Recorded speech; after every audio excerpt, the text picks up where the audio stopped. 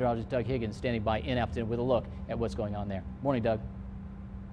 Morning, Pete. A little bit of a concern that I'm on Northland Avenue in Richmond, and this is becoming a bit of a gaper's block with people checking out the down power lines here that's causing a big traffic backup. Obviously, you can't cross them with the down power lines, so traffic is having to be rerouted.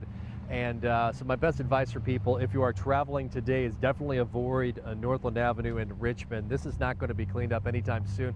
Just started to see some utility workers come out, starting to assess the situation, but it looks like it's going to be some time before this mess of wires, this kind of spaghetti of wires that's sitting on the ground, finally gets cut up, cleaned up, and rehung, and get people power out here. So it's going to be a slow go that way.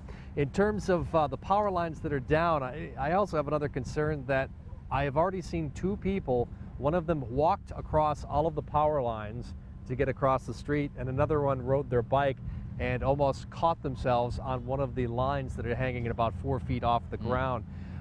Very careful out there. All of these trees, and with all of these strong winds that will pushed over trees and pushed over the power line poles, the chance for getting electrocuted is really high. So please, please, please avoid that anytime. We have down power lines just right along a sidewalk right here, and there's been a lot of people walking and actually riding their bikes, and that's something I wish that they would avoid.